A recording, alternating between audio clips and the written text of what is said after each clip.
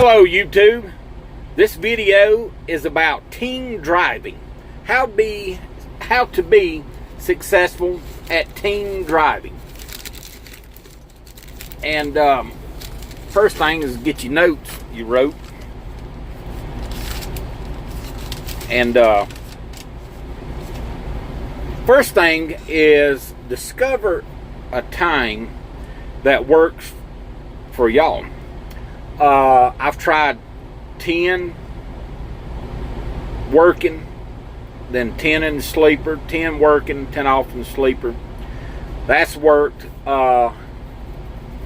Then we've tried, but you rotate by the end of the week. Whoever's driving at the beginning of the shift would be driving at nighttime, vice versa.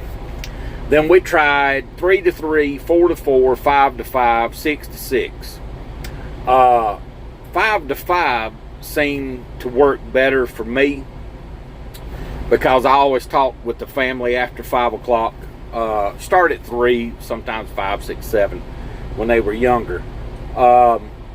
Then as my partner, he would wind down, talk with his family at night, tell him he was going to bed and stuff.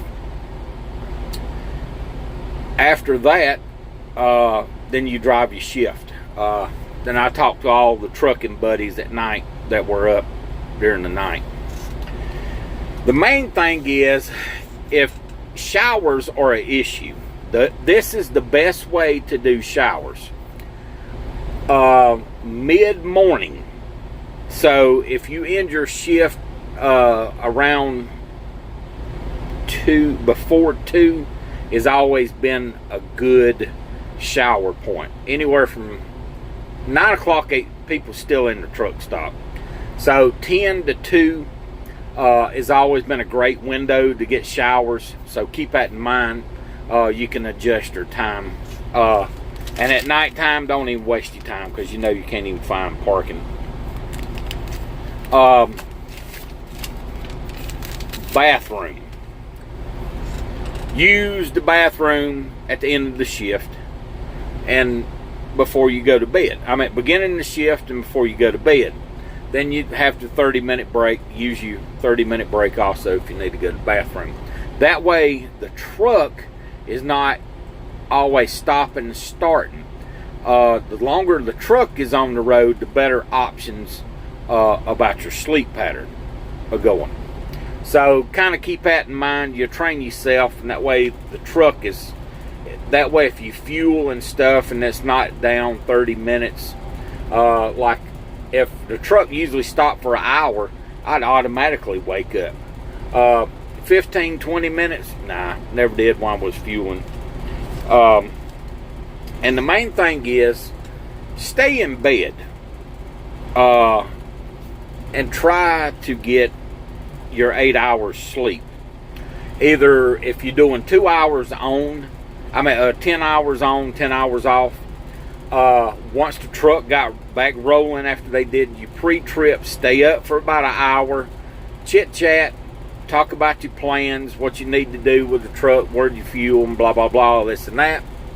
Go to bed, get up about an hour before your shift, and that way you're ready to do 10 on, 10 off, 10 on, 10 off kind of thing. Kind of helps. And eating. This is number one thing. When you're teaming, either eat the beginning of your shift and the middle of your shift. And that way when you go to bed, you're not bloated if you eat before you go to bed. Then you don't have all the acid reflux and all that good stuff going on. So either eat beginning of the shift or mid of the shift. While you're on the road. Things change when you lay over or getting stuff. That's those rules. And let everybody know what your sleep patterns are. Dispatch, call home, and that way everybody knows not to call you at 9 o'clock at night when you're in the bed or 9 o'clock in the morning. Hey, my 10's going to start, text them, whatever, let them know. Because we live in a time now where you can text and call 24 hours a day. All right, covered that one. And being successful for money. This is how I was successful as a team driver, and we did every week over 5,000 to 6,000 miles. We would work 3 weeks on, but I will explain all this. Then we'd come home for 5 days. 3 weeks out, come home for 5 days. And it seemed to give us the most bang for our buck money-wise. Now, speaking of that, every Friday we had a swing. So it may be different or whatever. Every Friday, say if my partner drove in, I was off the clock while he was driving in. So I got my reset in, so I would drive out. He would finish his reset, a rolling reset. So we were only down a certain amount of time. But we usually got a hotel room the company provided. That way we'd shower and be ready. And the following morning, I think our loads were ready around 11 to 12 the following day. So that's how we planned our trips. Then time Monday come back around, if we did, the 10 on, 10 off, we were back in schedule of, me driving the latter morning, he'd driving the latter morning to mid the day. So that's how we did that. And when you reset, you can do 1 or 2 different things. If you want to drive during the day and your partner drives at night, and if you want to swap, when you go home to do your 34-hour reset, if you don't, whoever's driving in will do their reset and finish it when you're leaving out most of the time. Or if you stay at home to do 32 hours. But if I'm driving in, so this is going to be my long weekend. Now, if I'm sleeping on the way in, it's going to be my short weekend. And the reason we call short, because you're driving in or you're not.